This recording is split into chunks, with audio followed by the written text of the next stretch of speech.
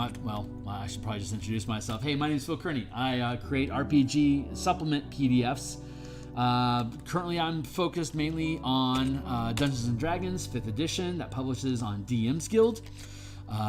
There is a slew of books down in the description down below you can link to find books I've already produced on DMsGuild in the past. They're all 100% free previews, so you can click on any of the individual book titles, and there will be if you're on mobile, there's an eye icon on the right hand side of the product page screen, and if you're on tablet or desktop, there'll be a link underneath the cover photo of the product that says full preview. Either way, if you click either the free preview, the full preview, or if you click on the eye icon, it'll open up a PDF. It'll be 100% preview, cover to cover.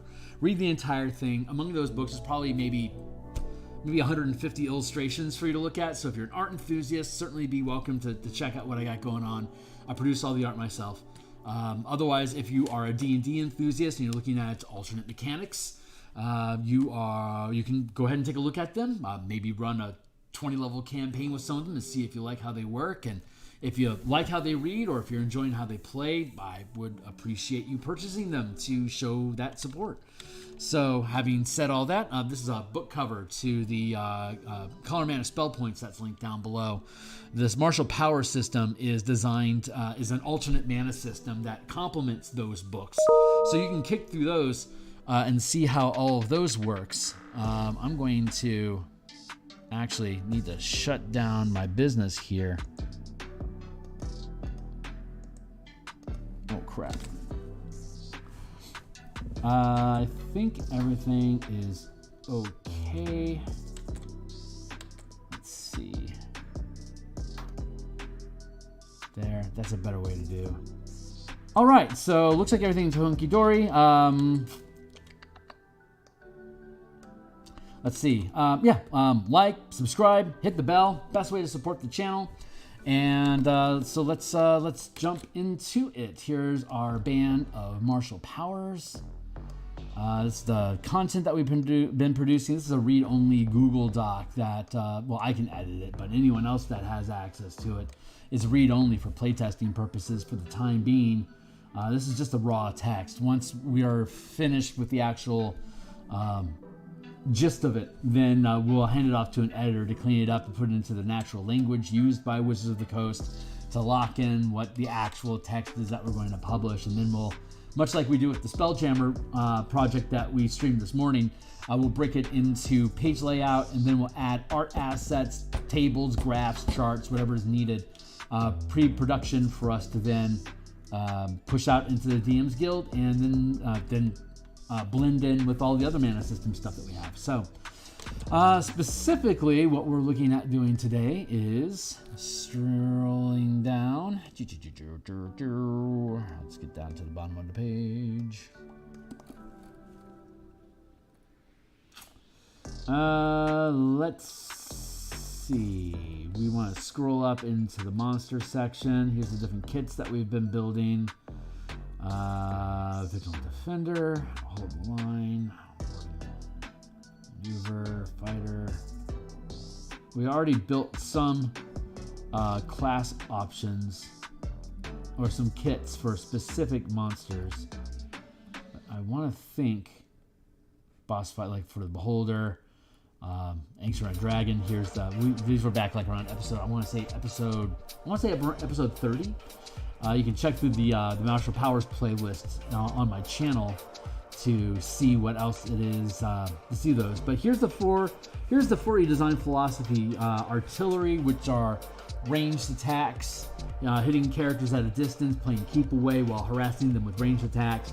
The Brute is going to want to close distance. Let's go ahead and lay down what these things do. Keep away. Keep away from heroes, and harass with ranged attacks, which could be, javelins, archery stuff, or it could just be like ranged cantrips. Brutes are bags of HP, creating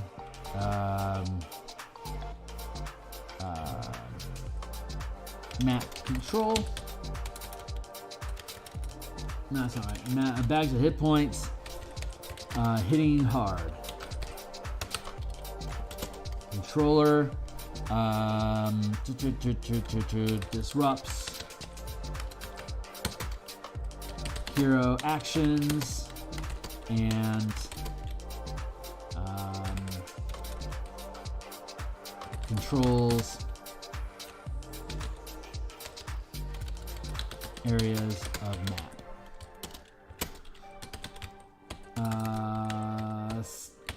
Stealth.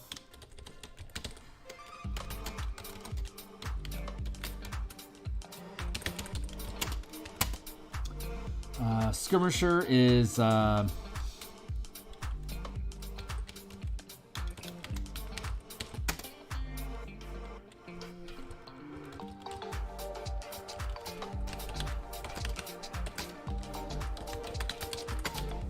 distance from heroes is artillery. Keep away, melee and short range attacks.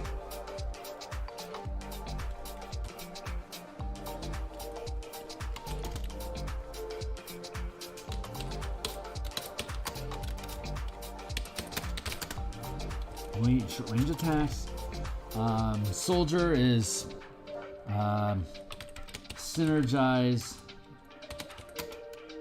with allies against heroes. And solo, high action, economy, and multi-targeting. Hey, what up, Hornetico? Good to see you, my dude.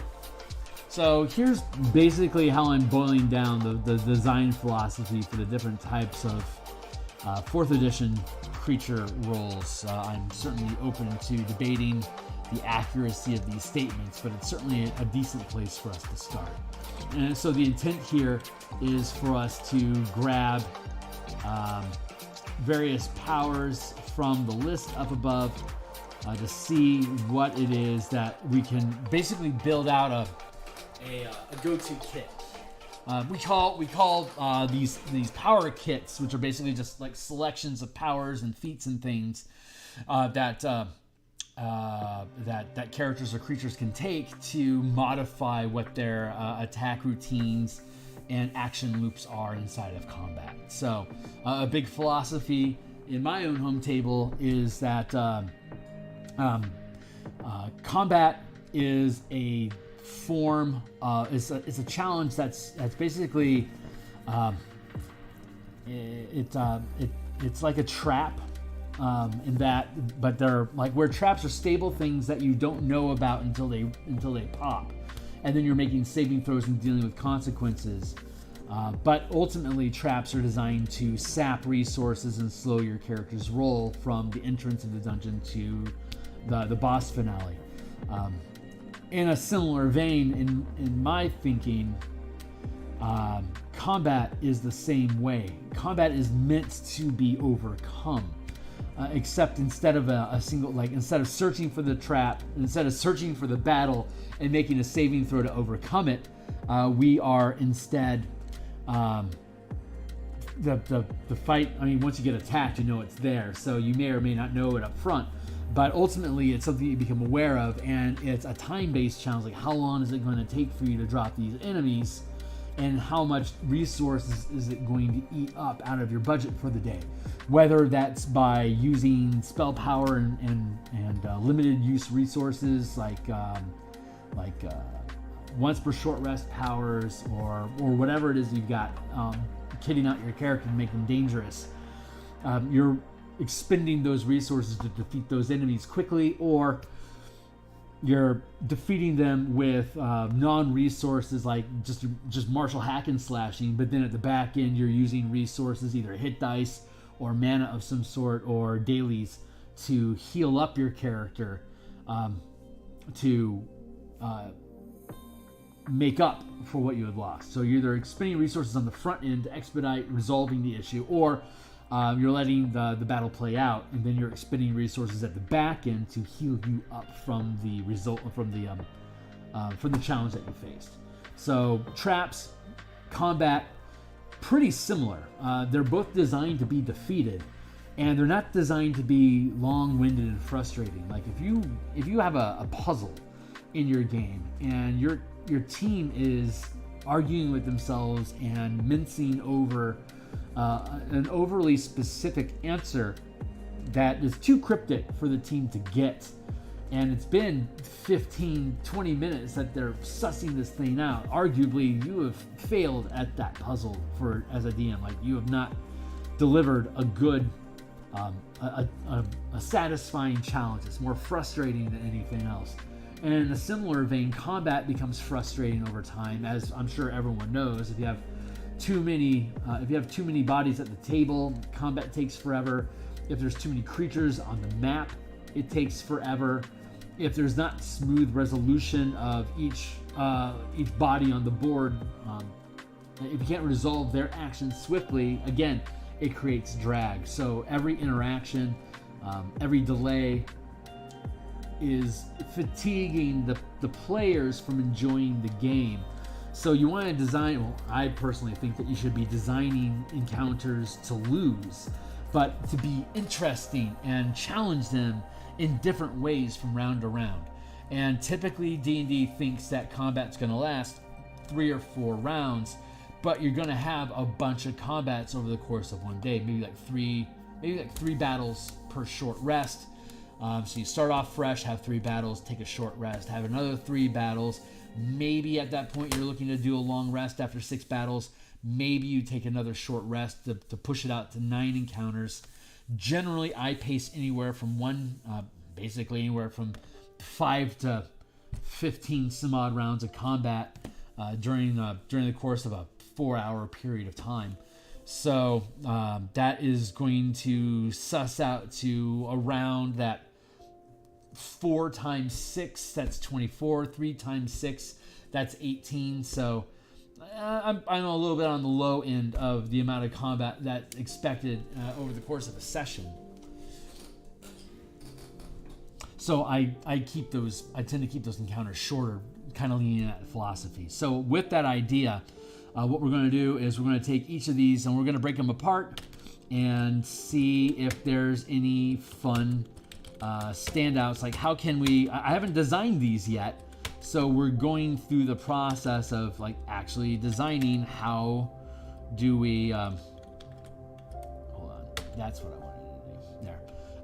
What is it, like, what do we want to express with them, and how much content needs to go into that expression. I don't want these things to have a crap load of abilities. Like the way that I built out like this boss fight ogre, he's got like 1, 2, he's got 3 things. The way that I'm building these is the CR equals the rank, which we've discussed before here.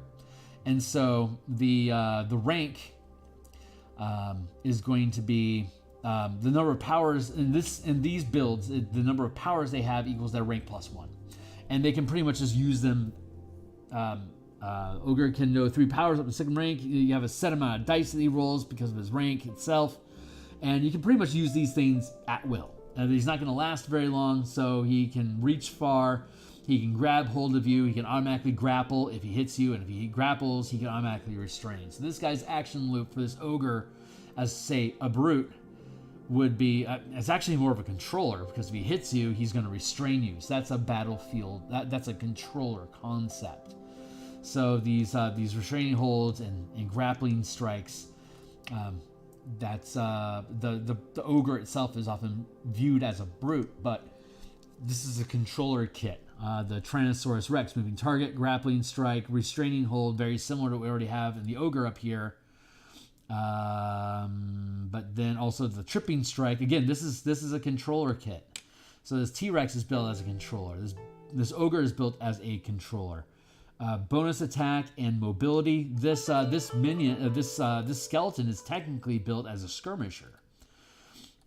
Boss fight. Beholder. Beholders can know 5 powers at the 4th rank, rolling 40-10 dice when they do.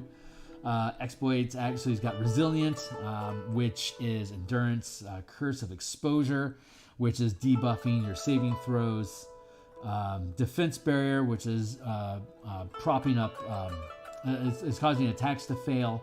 Telekinetic Bubble is a control, trapping people inside of a Odalix Resilient Sphere. And then Regeneration is granting hit points back to the creature. So that's more of a well, it's I think it's accurate to call that a solo because it's got actions that are allowing it to survive, mitigate attacks, and to control the battlefield all at the same time. So I think that's accurate. And we got Healing Radiance, keeps it alive. Rogue Stance increases its action economy. Punish to damage creatures that come within range. Thundering Strike is to push creatures away from it. Hypertunistic allows you to make multiple attacks as part of an opportunity attack. And then Indestructible is, well, you can't damage him. So that has a pretty strong defense. So like it's got like a kind of a brute plus controller vibe to it. So I want to try to see what we can do to find some iconic stuff inside of here to just to further lock that down. So each one of these things is just simply going to have a list of just like right now powers that seem to just to make sense to go with the character. So long story short, too late. Going into the martial powers themselves. You can scroll down to the power lists. Exploits and stuff that like modify ability scores isn't necessary. Like it's not a real battle thing to have like a really high persuasion, for instance. So stuff like that we can skip. But if we're gonna start with the let's start with artillery. First things first. So artillery. What's some stuff that we can do with artillery? First thing we're probably going to want to do is set up a sustained powers to give it just constant effects that are going to let it perform better. So let's see.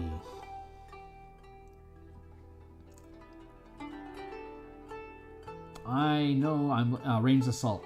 While sustaining his power, you gain the following abilities. Strikes can be channeled when you hit a target with a thrown weapon at far range. Strikes can be channeled when you hit a target with a ranged weapon at normal range.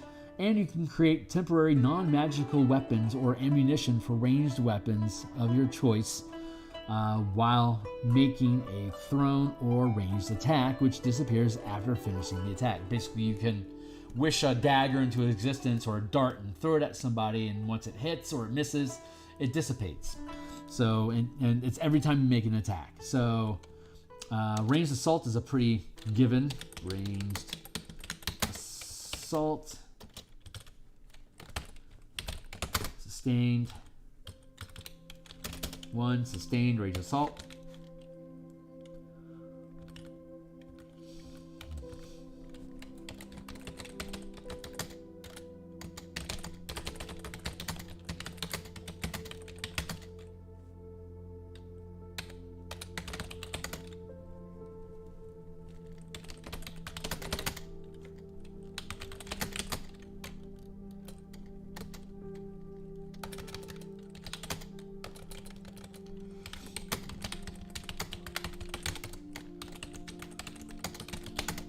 So when we have a sustained power, we don't want to add complexity by requiring concentration checks every time they get hit. So we're just automatically going to lock any sustained power that a creature has. But on top of that, much like the fighter we were exploring last week, we aren't going to hold locking those powers against the max channel limit of a creature. So we don't have to worry about how much mana a creature has. We just simply have at-will abilities. Perhaps we can have like once per encounter, and maybe once per like at will and once per encounter abilities. Period. There you go. That's what I'm trying to say. So we can go with like maybe 2 or 3 things that like a sustained power, maybe like a strike power, maybe like a reaction or a maneuver of some sort. Keep it minimum, like for their generals, and then as a maybe like as a once per encounter, we can do something special depending on what their tier is. So let's see how that susses out. So we've got the sustained power, that like the base minimum sustained power that we want. Let's see if there is anything else that immediately leaps out at us for something that we would want to take. Nope. So that sustained power is like the bare minimum. Strike powers is something that we can use as a daily or once per. Sorry. Let's go with permanent at will per encounter.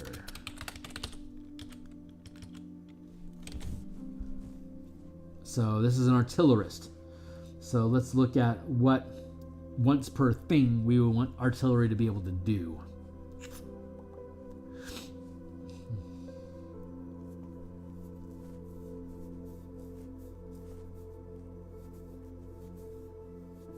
Maybe a maneuver. Maneuvers sound like fun once per day sort of things to do, or once per encounter.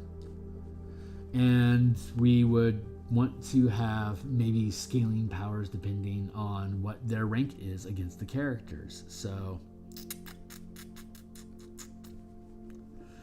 let's see. Characters you see within 30 feet make a charisma saving throw. Fail equals no reaction until succeed. End of each of its turns while you distract them. Coordinated dash. That sounds like a soldier thing to do. Bonus attack. Brand of axiom.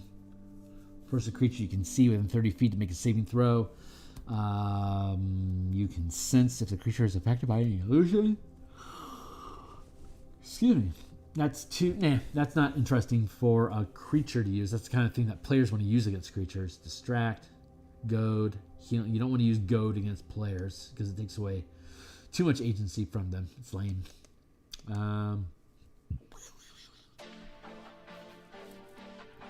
Swift resuscitation, vanish. Vanish would be, well, vanish is good for skirmishers. That's for sure.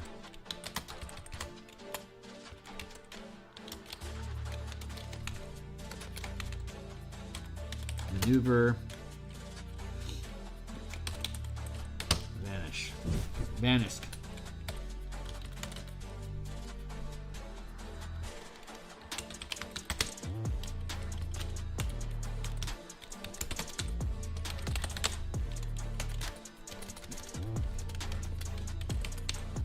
I like once instead of per encounter. Once. At will. Always.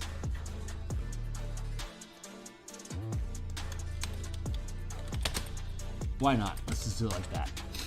So, let's see. Oh, no. Vanish would be the lurker.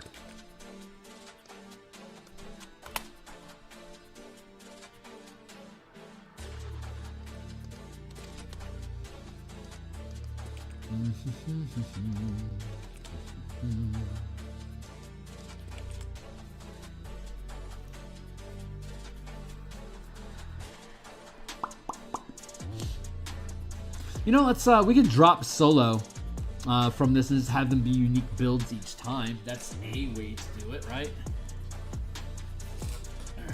I should have a timer set. I think I got about 40. Yeah, I got 40 minutes left at this point.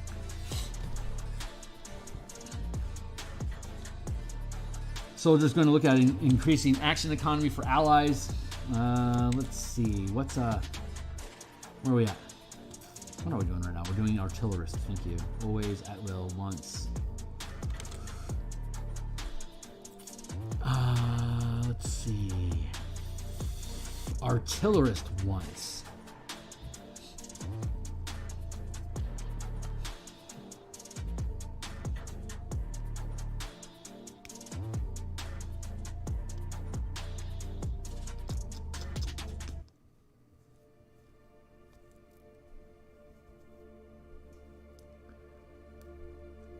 Flicker Pounce, Wave of Terror, Incapacitator, Paralyze, nah. Straining hold. You know, none of these are jumping out at me as at will things for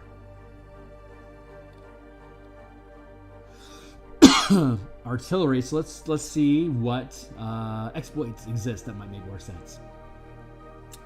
Ambush. Now, ambush, although it might make sense to like thematically, it makes sense for what is that? A skulker? What do they call it? Lurker. Ambush would obviously make sense for a lurker, but that's more of a player-facing ability that I would generally keep it away from. Give ground fighting, Inquisitor, Overrun, Master Burglar, Natural Practice, Processizer.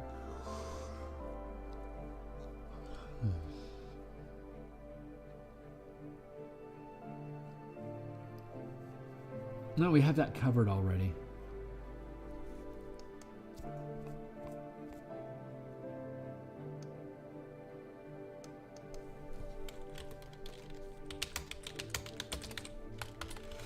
Normal or far range. Subtle channeling. When you channel a power, there's no visual effects. This is something new that we added in. Subtle channeling. When you channel a power, there's no visual evidence that you are the source of the power. Because there's always a visual element that goes along with powers whenever that visual element makes sense. I don't know, it's like stealthing is what the power is, in which case it doesn't. But under normal circumstances, there's always some sort of visual cue that you're using powers. This subtle channeling allows you to burn mana while channeling a power separately to make it indistinguishable, to make it stealthily. Swift tools, nah. Tactical assessment, no. Ability check, nope. Unnerving focus. Intimidation skill, that's a no. No. Ooh. When you make an attack roll against a target with less than full cover, you can ignore the cover and attack with advantage if you see the target. That's decent.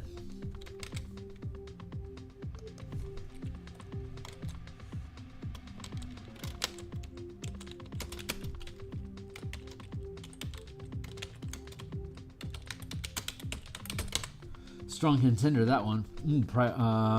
Precise attack. You can make an attack roll with advantage and roll 1 power die per mana channeled, adding the highest roll to your results. You can make an attack roll with advantage and roll 1 power die per mana, adding the highest roll. Ride the Wind, Swift Attunement, First Strike.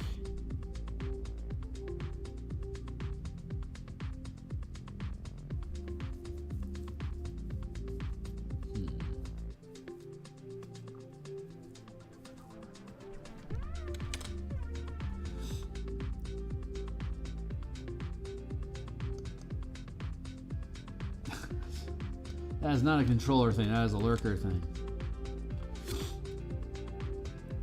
Oh, I see, I just autofilled everything. Dirt.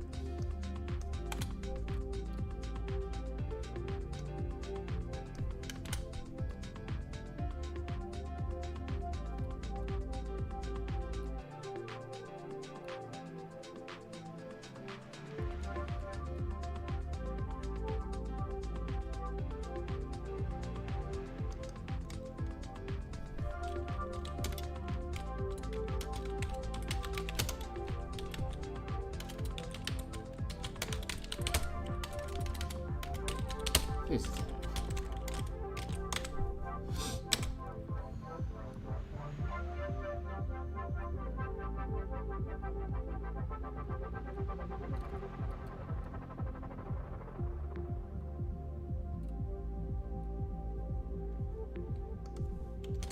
So let's go fetch ourselves a strike power to use for basically at will.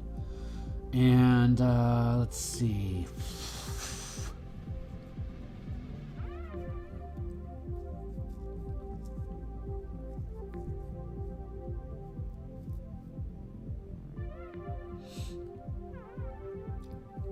Provoking.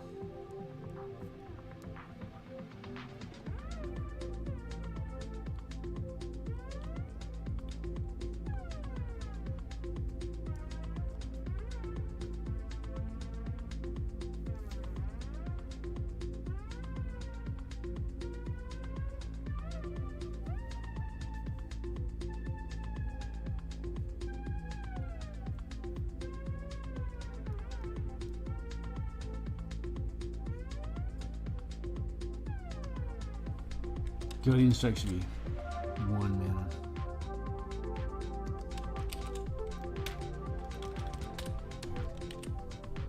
Huh. Let's see. Shocking, Psionic, Poisoning, Grappling, no. Freezing, Corroding, Disarming.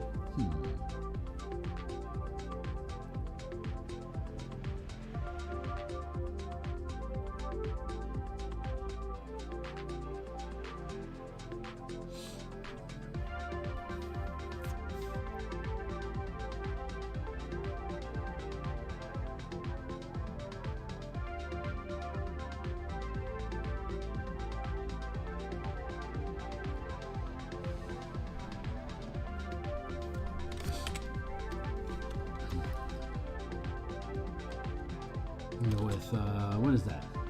Jesus, 3rd rank. All creatures within 10 feet of the target hits. No, I can't do that all the time. That could be like a onesie. 1, phase attack, 3.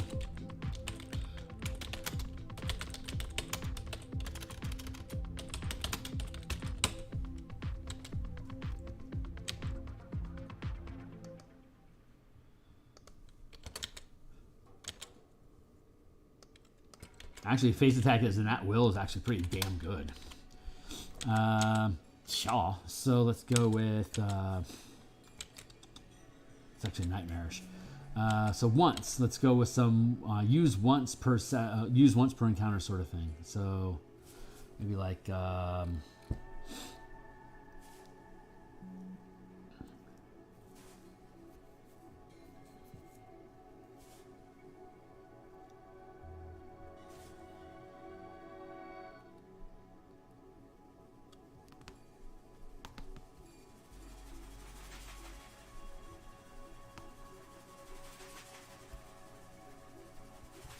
Let's go with Curse Brand, cursed creature. You can see to make a saving throw against your powers at a disadvantage.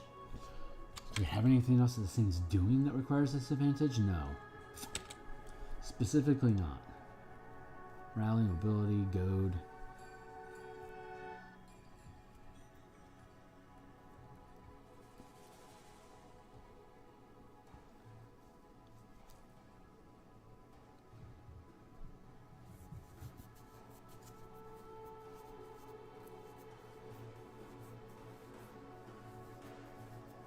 You curse a creature you can see to reduce the result of all attack rolls by the highest roll of 1 power die per mana burned. The creature can make an intelligence saving throw at the end in that effect. Muddled Mind, Distract. Target creature you can see.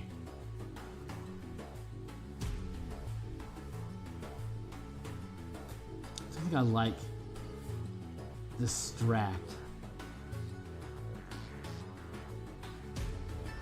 Brand Theurgy. You see within 30 feet, saving throw, fail equals no move or bonus action until it succeeds at the end of its turn. Theurgy is pretty good. Shunt. Oh, Double Strike's a good one. And that's a maneuver. Make 2 weapon attacks with advantage.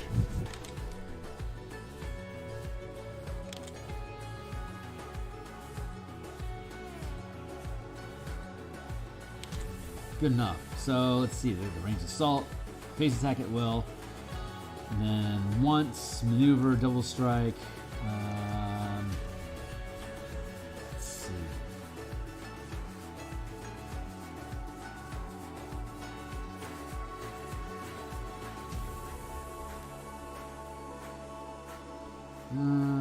Okay, I think that's okay for a start for an artillery.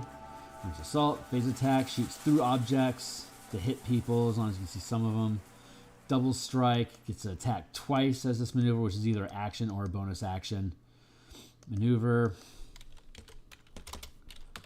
bonus action. There we go. And then strike. Hey, Nacy, what up, my dude? Yeah, marshals. Let's see. Oh, yeah, I think that's pretty good. And then bursting strike lets you do AoE. So double strike, Yeah, always at will, and then yeah, that feels right. So let's go to the Brute. Bag of hit points, hitting hard. The always factor, generally we're going to look at a sustained power that can't have that permanent effect on the character.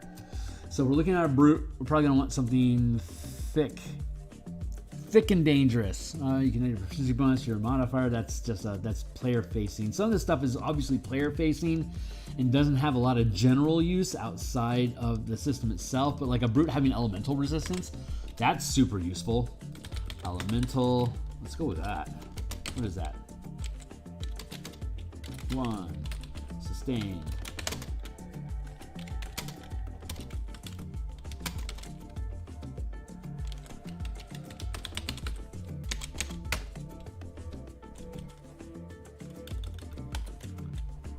What you saying?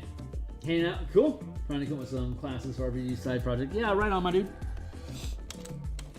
Yeah, elemental resistance. So when you channel this power, and it's always active, so you can swap each round to have resistance to acid, cold, fire, lightning, or thunder damage. You gain your distance to the type chosen and gain advantage on saving throws to reduce the damage taken from that type of damage. You can channel this power more than once simultaneously, choosing a different type of damage with each channeling. 1, 2, 1, 2, 3, 4, 5. Sustained equals 1 per rank. Choose 1 type per rank, and it goes up to 5th rank. Here's our rank guide again, just to remind us. Things that are up to CR1 have our 1st rank. Up to 5 CR is 2 ranks. Up to 9 is 3 ranks, 13 at 4 ranks, anything that's 14th level or above is considered 5th rank. So when I notate here that as a Brute, you always have elemental resistance active, and then there's 5 basic 5 elemental types of damage, and you can pick one of those per rank. Up to at 5th rank, you can have resistance to all 5 of them. If it's a lower level, you can swap them as a bonus action once per round. Choose 1 type per rank. Swap 1 per bonus action. You get 1 bonus action per round, so there you go. And we're just going to leave that as the one thing that Brute gets. We're just trying to keep, like I said, we're trying to keep these things really, really simple. Once, choose 1. Choose 1. So I can find another artillery that looks cool. We'll lock him in again. So we want 1 always, 1 at will, and then choose 1. Bonk. Power attacks. Yeah, Brutes would like power attacks. It's either going to be something like hits super hard as a one-time effect or at will. So here's a fun effect that we could have at once. I don't do anything in this book to increase your likelihood of getting a crit at all. I also don't do anything to expand the amount of damage that you can do when you get a hit. However, what I do have is an exploit. Once we get back up to the exploits, is baka. There it is, assassinate. This is an exploit. The exploit reads as such. It's an expensive one, but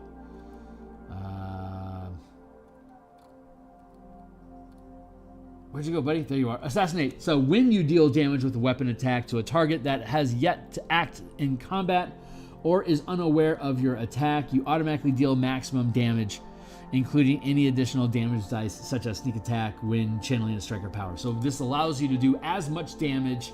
It stays within your normal damage curve, but it maximizes it. And since it has to be used at the beginning of combat against something that hasn't already acted yet or is unaware of you, that is inappropriate for a Brute, but is fantastic for a Lurker. So we'll go with assassinate. And it doesn't matter if it's violating the rank of the of the creature itself, because these are creatures. They're one and done. You're going to kill them, and you're never going to see them again. They don't have to obey the same rules that players do. They can use the same mechanics, like they can use the same options, but they don't have to follow the same rules of when they gain access to them or how often they can use it. Like, you don't want to track mana on creatures. You just want to use like that 4E at will, once per encounter sort of action economy, so you don't have to think about it too much. Keep it simple. Choose one. Are there any mechanics having to do with different colors of mana for this power system? It's an option.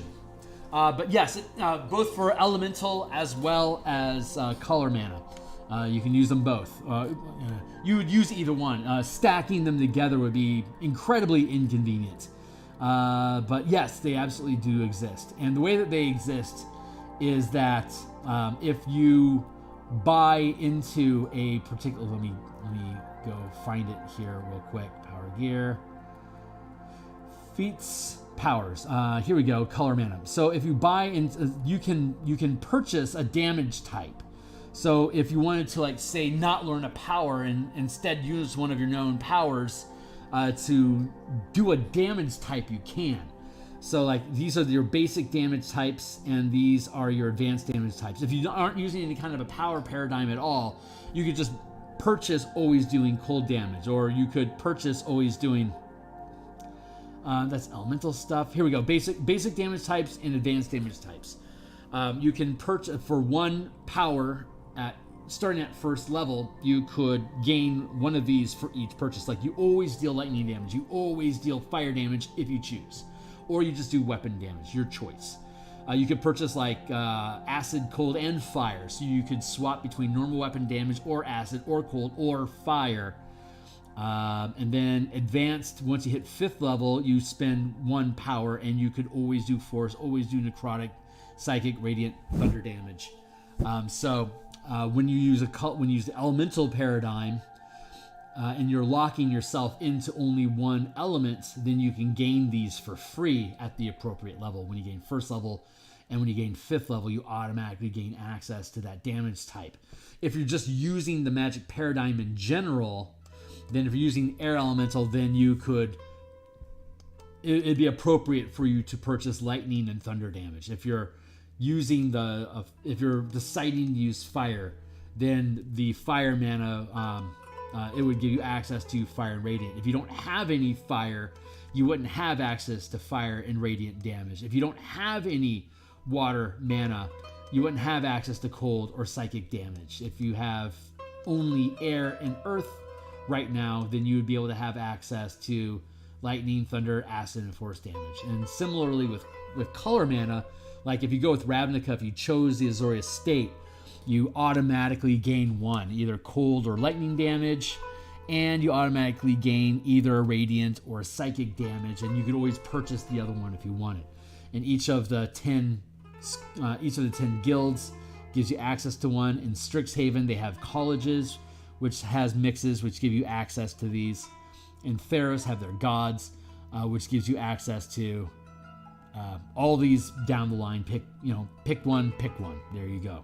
So yeah, if you and then beyond that, choosing, like, you can allocate your mana to, like, say I'm going to use red mana, and you're getting this damage for free if you have red mana on you, and then you decide I'm going to use my red mana to deal strikes, or I'm going to use my red mana for exploits or sustained powers. And if I was, like, say Boros, if I was in the Boros Legion, I'd have white and red mana. I could have a mix of white and red mana, and then I'd be able to have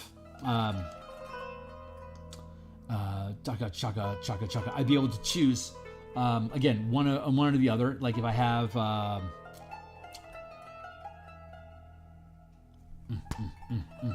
right, I can choose a school. Like there's 5 disciplines: the exploits, maneuvers, reactions, strikes, and sustains. One of those disciplines can use both color mana. Like sustained powers could use either white or red mana.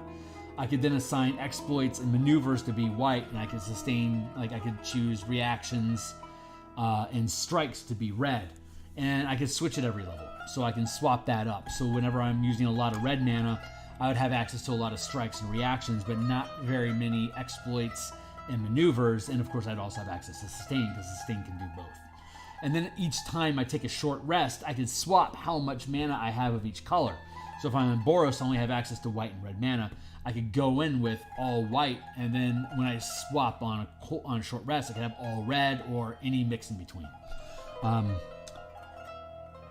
Still clunky figuring out the language on how to express all that stuff, but working through it. But yeah, both elemental magic and color magic work that way in general. If you want to flavor your fighter's mana, so like focus on stamina or something. Yeah, it's pretty cool. But you can make up your own paradigms too. Like you have light and shadow, in which case you would have two disciplines would be light, 2 disciplines would be shadow, and 1 discipline would be both. If you had like say a triad of like mind, body, and spirit, you could have 1 assigned to mind, 1 assigned to body, 1 assigned to spirit, and then maybe like the whatever 2 are left over, you could have assigned to any of them, for instance. So I don't have triads quite figured out, but quads, quins, duos, they're all pretty easy to deal with. But yeah, but that's all. It just assumes generic. Like if you want to play, like say you want to play let's say you want to play Ravnica, but you don't want to bother with color mana, then you just say you use white and red magic to use your powers, but you're actually just paying for it with universal key. It's just flavor. The colors just become flavor at that point, and then you have to pay for your damage types. If you choose to limit yourself to how you can use your mana, you get free damage types with it. If you leave it just narrative, so it doesn't actually mean anything for how you're spending points, then you have to purchase the powers to gain access to the damage types that are associated with the power paradigm that you're using. So, Mojo Jojo here. Let me reiterate this stuff like 10 times. That sounds like you get the gist. So that means that we're at least partially doing this thing right. Let's see. DM section, disciplines. Here's the option to limit the powers that you have access to. Like it just assumes you have access to everything. But if you wanted to, the DM could limit. Like a barbarian could be limited to only maneuvers, strikes, and sustained powers, and then would have to. Learn, like if you wanted to learn a secondary discipline, you'd have to spend 2 known powers for each one that you pick up. So like if I wanted to learn an exploit, I could like spend 1 power to know a maneuver, but I'd have to spend 2 of them to learn an exploit, for instance. Like this is if you want to curb, like as a DM, if you want to theme your campaign around like monks being very special, while you're keeping Paladin in their silo, as it were, like them having access to strikes because they're like smites makes sense, and then maneuvers, sure, why not? But then all these other things, they would have to spend twice to learn. The half casters have access to 2 and pay extra for 3. Except for the monk, of course, has access to all of them, and then the true marshals of fighter, barbarian, and ranger. They have access to 3 disciplines immediately and only have to pay double for 2. But that's if your DM wanted to limit you in that way. Another good way to do that would be like if I'm going to play a Gruul Barbarian, which is like green and red mana, I could choose to have my Barbarian use my primary disciplines. I'd choose a mana like red. And then all my maneuvers, strikes, and sustains use red. And then my secondary disciplines would be green. So I'd have to spend 2 powers to learn an exploit or a reaction, but they're going to use green mana. So if I don't want any green mana, I don't learn those disciplines, and instead I focus my energy on my primary disciplines. So there's a lot of different ways you can blend disciplines known, how you're paying for them, damage types dealt, and the power paradigm that you're using. And it's too complicated. So I have to limit the scope, because if I'm like, you could do this, and you could do this, and you could do this, and you could do this, unless you're like really steeped in all this crap, it's just going to be, I don't know what you mean, man. I got lost. So I have to limit what options are available to you But then the DM section can be like, hey, here's how you can mix this stuff up and make interesting ideas. So you want to present it. It has to be digestible and simple concepts. You can stack as many new concepts as you want onto a player, as long as they're bite-sized and individually digestible, so that they can start thinking about how to blend things together. But if you start making things have too many options into themselves, then it gets iteratively difficult. Like, there's too many derivatives, so it becomes too difficult to contemplate. Unrelated, but something I thought of that I think would be very easily fixed to a lot of issues I have with classes in D&D, have optional features in the player's handbook that replace base. Absolutely, optional class features are great. Like if you want to play a very simple bunk stuff a whole lot fighter, you can choose to gain action surge at 2nd level, or you could choose to get a combat technique instead for more of a tactician. As long as they're balanced, you know, I can't imagine anyone. It'd have to be pretty compelling to get rid of action surge, but I get your point, and it's legitimate. I mean, they already have optional class features that exist, so that's a very viable approach, and it creates a lot of interesting, especially if they're like crappier abilities. You know, like Indomitable might not be something that you as a fighter are particularly excited about. Oh boy, I get to re-roll a saving throw if I want. Maybe I'd rather automatically hit, or like this instead of Indomitable, it's like it's automatically a crit, like that, and like you get it once per short rest. You know, like that is something that would be like almost like an obvious give it to me, you know, like that might be too powerful. So, but I get what you're saying, and I totally agree with you. I think that's completely legit. I am lost in my document. Here we go. I want to go back down. Thank you. I'm going to be back down in here. So hopefully that power paradigm was a quick crash course for you. Let's see. Brute. That's what we're looking for in at will brute power. So what do we want to do? Bonus attack. Nah, not attacking more often. We just want to hit harder. Flatten. Choose a creature within 30 feet, takes 1 point of 1 power die of mana, force damage, and if it fails a strength check, it doesn't require a hit. But I kind of like where Flatten's at. It's neat. Sorcerer Resuscitation, not so much. Curse, Theurgy, Phase, Regenerate. I don't want to. Like, regeneration is like something that like very player facing. It doesn't have. It's too mechanically complicated and assumes too much longevity for a creature to realistically want to make use of it, or for me to, as a DM, to want to give it to them. No grappling, no. Paralyzed, no. Okay, so we're gonna skip that. At will. Maybe we just maybe we have something fun. Punish.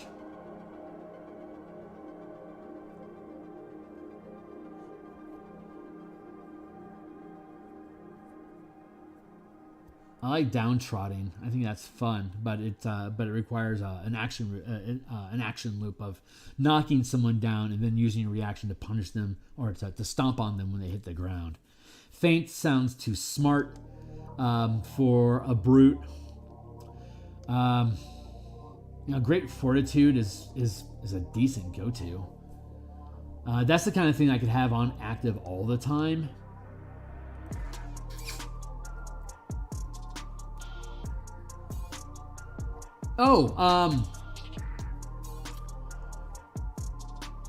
That's what we need to do.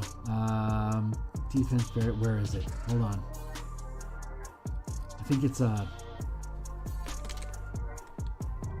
elemental resistance.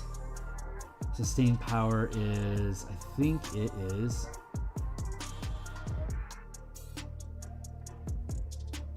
Where is it? Hold on.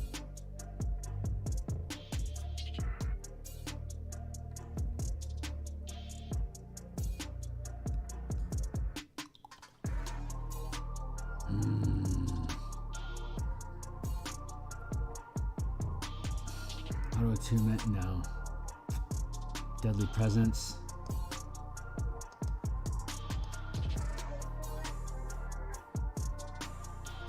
That's it. Deadly presence. That was what I was looking for. And that is a sustained power.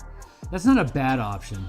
Deadly Presence deals damage whenever you can not restrain, stun, or paralyze any creature that you can see that begins its turn or moves within 10 feet of you, takes weapon damage equal to your proficiency bonus. So that's not bad. It might be a little fiddly. This is actually more of a challenge than I thought it was going to be. It's probably a good idea that I'm doing this.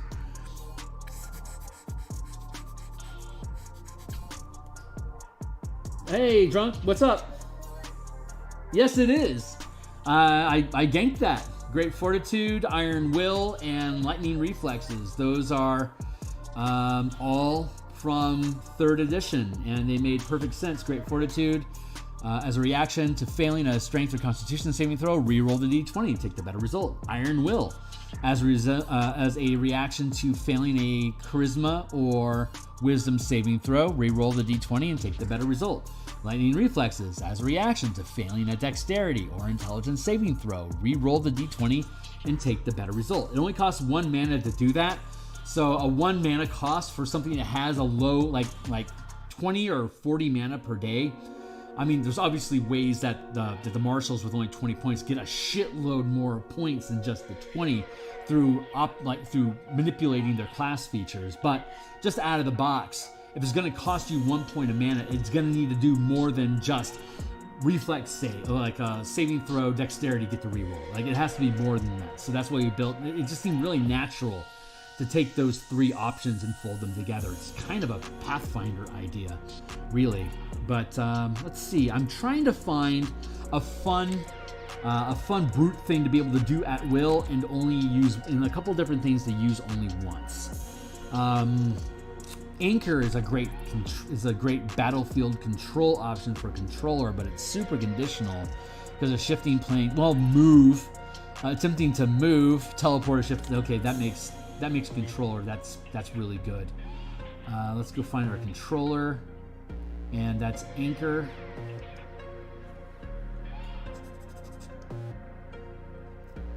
That phase attack was supposed to be on artillery.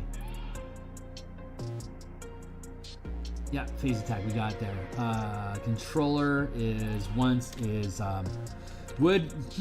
Anchor. Would we want to have that? What is that? 3rd rank?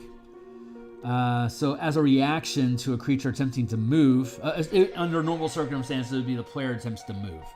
So that's pretty generic, which means it's kind of open. So if a character wants to move, it takes 1 power die of damage per mana burned, and must succeed a charisma saving throw against your channeling DC, or it can't move, teleport, or shift until the beginning of its next turn.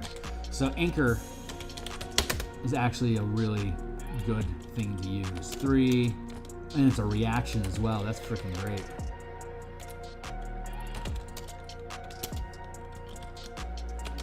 God, that's good enough that I might just want to put that down as at will for a controller. That's pretty sharp. Drunk, I see what you did there. Tell me you're not... no power attack, my friend.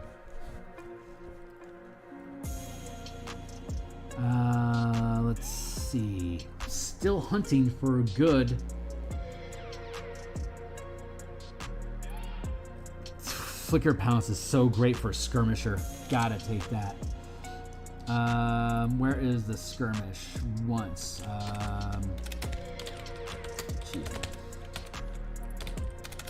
Flicker Pounce is 3. And so maneuver, if I'm not mistaken. Yeah.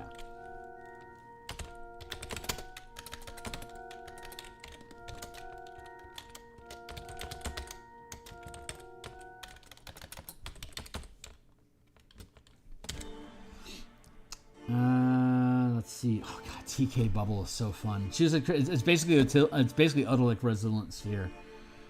Yeah. Try the Resilient Sphere. You can spend 2 mana for a target a huge-sized creature instead.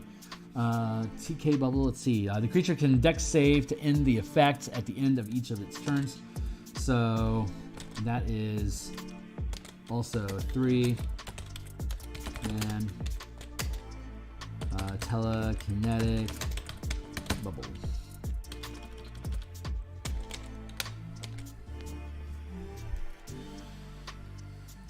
Still working on that brute. Still trying to figure out what do we want to have on that guy. He is a brute, so maybe we should probably do an at-will strike, and it should probably be a oh, we should do a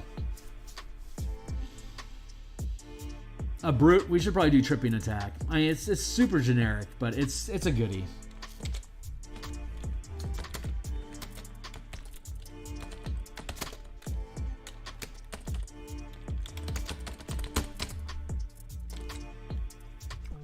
Tripping strike. And that's, oops, I'm under skirmish. Damn it, I'm in skirmish. TK bubble goes to controller.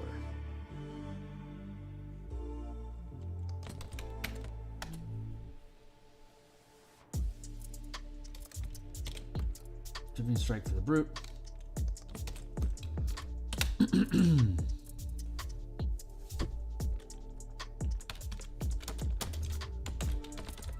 I'm going to give him 2. Tripping strike, and as a reaction, we're going to let him do downtrodden. So tripping strike. So the way that works is if I hit you, you'll do X amount of dice depending on what rank the creature is. And again, we have our creature table here. So if, like, say we're dealing an ogre, for instance, the ogre is CR2. So an ogre is 2nd rank. So an ogre would do 2d6 damage as additional damage if it hits you. So if it hits you with a club and it uses the tripping strike, which can do at will, brute. Yeah, you can do tripping strike at will. So whenever it hits, you can increase your damage by 2, by 2d6. It's 1 power die per mana. The power die that the ogre is using is a d6, and it's 2nd rank, so it's automatically going to be doing 2. So whenever it uses tripping strike, you can use it once per round. So it's at will, but it's still limited per round. So actually, at will is a misnomer. It should be, this should be not once, but it should be per encounter, and this should be per round. That curves out a little bit better. So tripping strike, and then so it deals an extra 2d6 damage, and you can knock an opponent up to 2 sizes larger than you or smaller prone. The target must make a strength saving throw to prevent this, and you add the highest power die result to your DC. So if the ogre DC was, like, say, using its strength, it would be 8 plus its rank, with 8 plus its proficiency, which is plus 3. So that's 11 plus its strength, which is what, like a 19. So that's a plus 4. So that's 17. And then you're rolling those 2d6 when you hit with the smite damage, with the tripping strike. If you, like, say it rolled a 4 and a 6, you would then add that 6 to the 17. The DC is now a 23 to prevent being tripped. That's your strength save.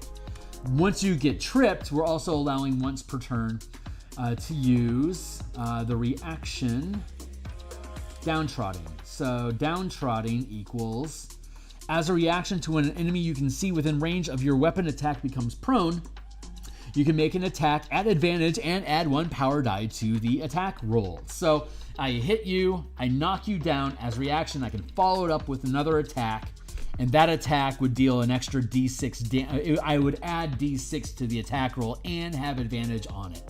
So it's going to be super easy for that ogre to knock you down, and then on top of it, deal a lot of damage to you. So that's a pretty fun combo. Down, trotting. I like this idea of having 2 things that you can do per round. You could potentially have, like, downtrodden and trigger off the reaction to use something else. What time is it? Shit, it's 2 o'clock. All right, I want to play just a little bit longer. Let's see what you did there. I want to play just a little bit longer, but we're going to have to cut out of here in about 10 minutes. So I'm going to break this. Yeah, I got 10 minutes and then I got to go for the day. But we're going to come back and we're going to do this. We're going to do this next time too, because I freaking love doing these. These are fun. So we're going to add in a per encounter per round.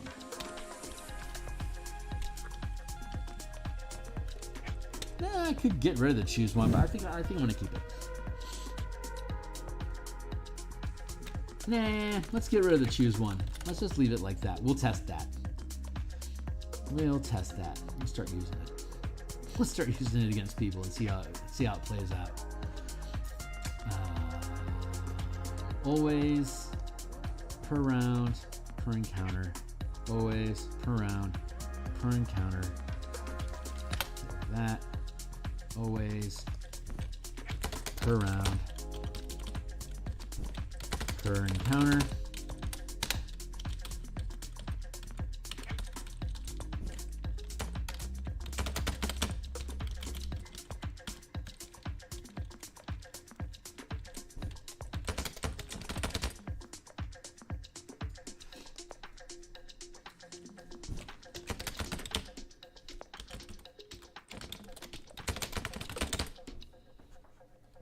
Let's see. So we're almost done with the brute.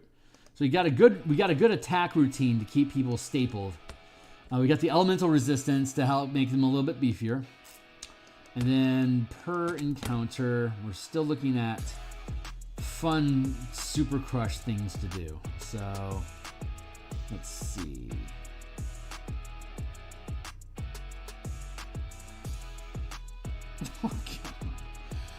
Countering attack is nice. As a reaction to an enemy within range of your weapon attack casts a spell, make an attack. If it hits, the caster takes damage and must make a Constitution saving throw against your channeling DC or half of the damage dealt, whichever is greater. If the save fails, the spell is disrupted as though affected by counterspell. Fuck, that would be nasty just to have it out of the kit. It's boy oh boy.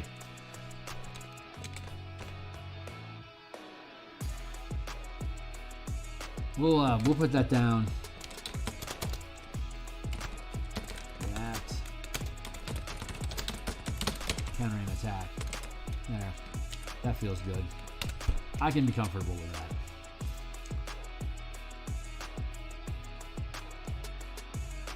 That means artillery gets more stuff too if I wanted. Let's see. Brute. Something cool for the brute. Brute.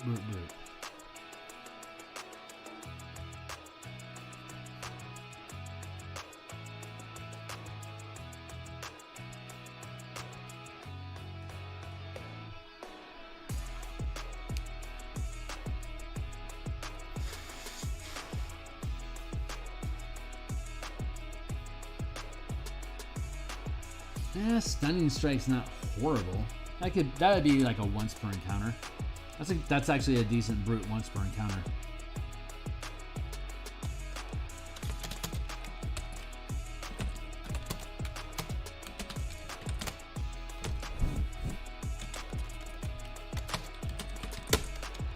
Stun strike.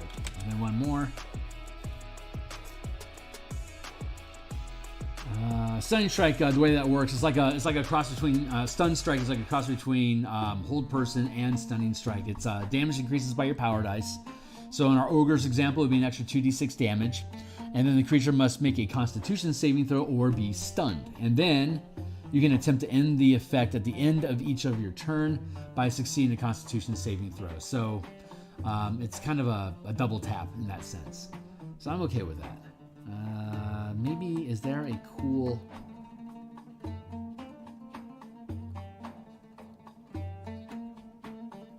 Is there a cool thing we can do in here?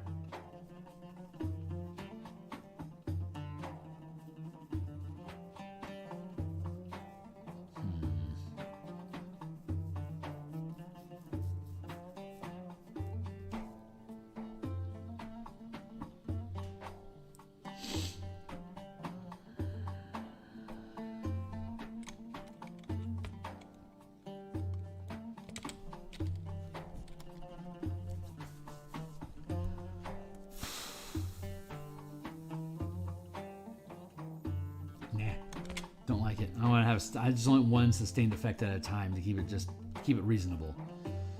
So that leaves us thundering, psionic, shocking, grappling, goading, freezing, disarming, corroding.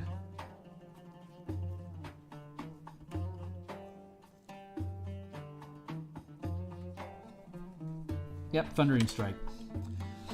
That's a good one. Is it? Knock him away once. It's kind of cool.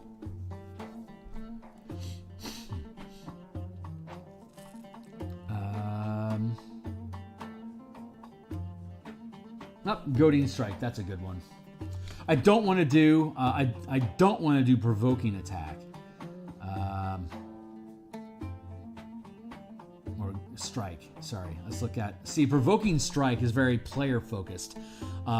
It's kind of one-sided. Your weapon can deal psychic damage, deals extra damage. The creature can only attack you until it loses line of sight of you, or you are incapacitated, and the creature can end this effect early by succeeding a wisdom saving throw at the end of each of its turns.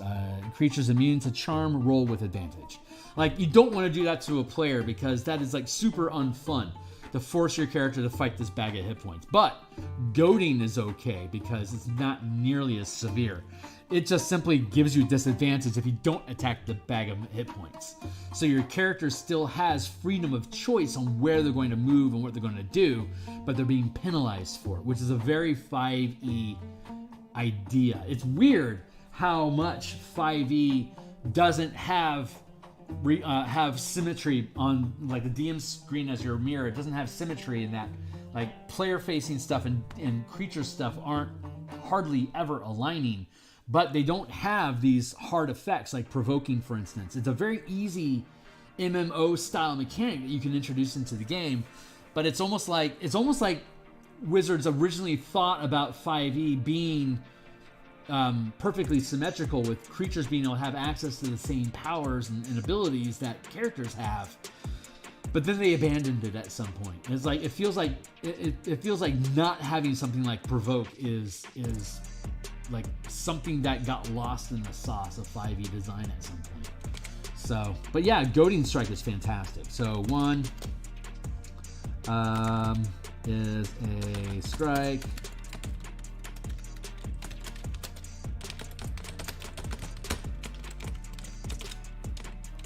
Cool, that kits him out. And that's only 5 powers. That is not overwhelming. It's an interesting little kit.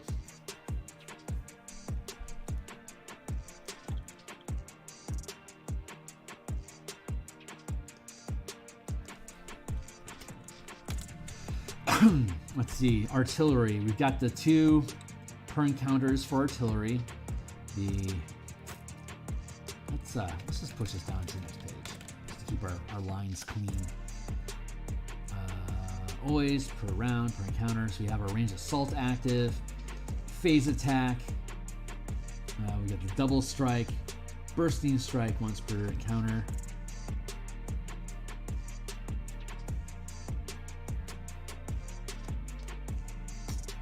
Once per encounter is pretty good for that double strike. It's going to be able to hit like 3 or 4 times that round. That's a good barrage.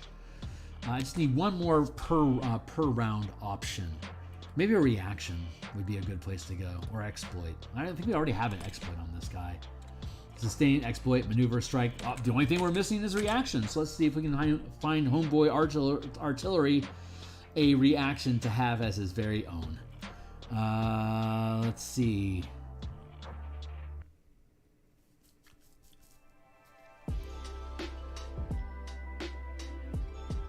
Evasive footwork as a reaction to when you're hit by an attack roll from a source you can see. You gain a +5 bonus to armor class that remains in effect until the beginning of your next turn, including attacks triggered by potentially turning the hit into a miss. Boy, does that sound like shield or what? And I'm okay with it. I do not think shield is broken. I think what shield does is it allows you to spend your resource in exchange for not getting hit for a turn. So I am okay with that. Feint and her foes, lightning reflexes, punish, curse, moving target. Let's see, moves within range, one's own luck, stolen fate, anchor, countering attack, defense barrier, hexproof, rider revival, fudge buckets, control fall. As a reaction, creature within 10 taking feet, resistance. God damn it! If only I could just do this forever. It is not my fate to do this forever yet. So let me find that one thing to finish out Artillerist. We'll have Artillerist, Brute, and a couple others partially done.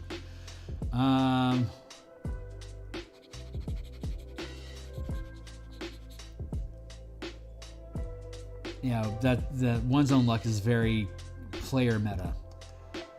As a reaction to rolling an ability check, but before determining success, you can re-roll it. That is a very player meta idea. Stolen Fate, similarly, very, very meta. Anchor, we already have that on the controller. Countering attack, we have that for the for the controller. Defense barrier is 2 magic-y magic.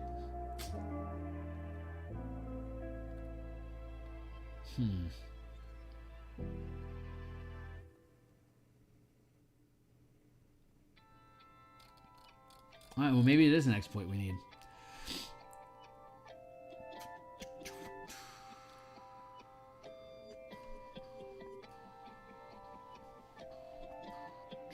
Like First Strike and other things that manipulate initiative, I think it's too conditional and a little bit too mechanically complicated to just kind of drop onto like artillery. It just seems inappropriate. And powered synergy is very player meta. Swift Attunement, very player meta. Ride the Wind, too conditional to have just set up for generic. It'd be good for, honestly, it's good for skirmisher.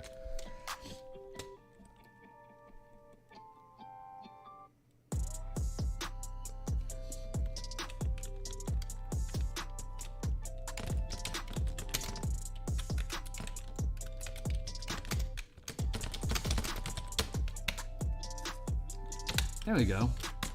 Skirmisher's almost done. Well, halfway anyway. God damn, come on, man. Give me that thing.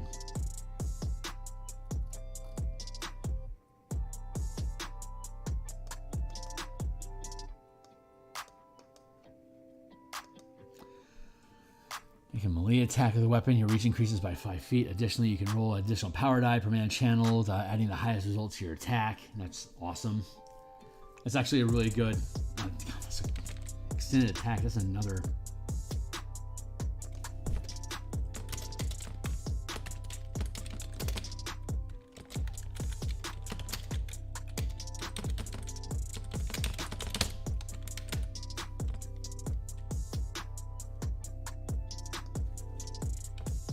Almost there.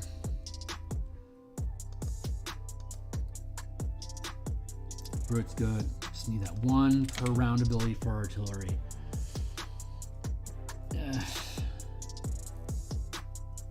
I don't like doing initiative stuff for ambush. Commanding presence is a soldier sort of thing to do. Extended attack we just resolved. Ground fighting, not appropriate for artillery. Honestly, it's artillery, right? So their maneuvers deal with range stuff more often than anything else. So...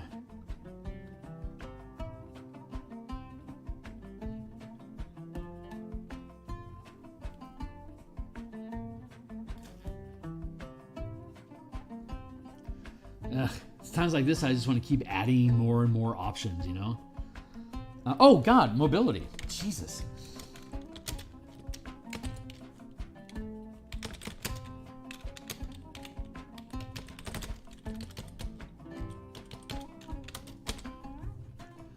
Mobility, you can dash, disengage, or dodge. It's a 1-point maneuver. It's basically what the monk feature is, but of course you're not actually spending mana to do these things.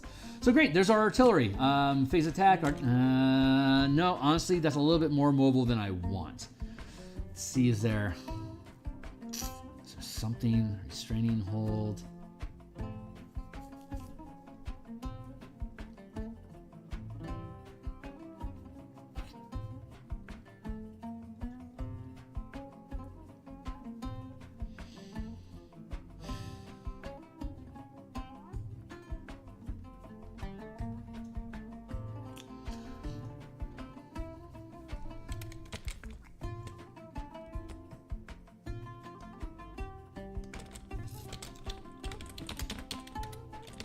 There we go. Super simple. Bonus attack. This allows you to, as a reaction, as a bonus action, make an extra attack. So you'll have whatever attacks you normally have, then you'll be able to do the bonus attack, and then once per encounter, instead, as a bonus action, you could do a double strike, which would be 2 bonus attacks instead of 1. That was simple, and it makes sense for artillery to be able just to lob more weapons at you, which I kept trying to bleed into the skirmisher space. So we're going to come back and we're going to play with that. But sadly, that's all the time I have today. This is my lunch break. This is my Martial Powers Monday lunch stream. So, you know, like, subscribe, thumbs up the channel, consume some content. I'll attach this to the Martial Powers playlist that we have accumulated on here. When we come back next week, we're going to finish out the rest of these. And tonight, I'm going to be back in about a little less than 5 hours, probably. I'll be back on to do more Eberron cartography. We'll do that for a couple hours, and then we'll be back in the morning for our morning coffee art to do more Spelljammer, Light of Zoraxis, NPC tokens. So sadly, that's all I can do for now. I will see you guys hopefully in 5-ish hours. So we'll see you guys then. Thanks a lot.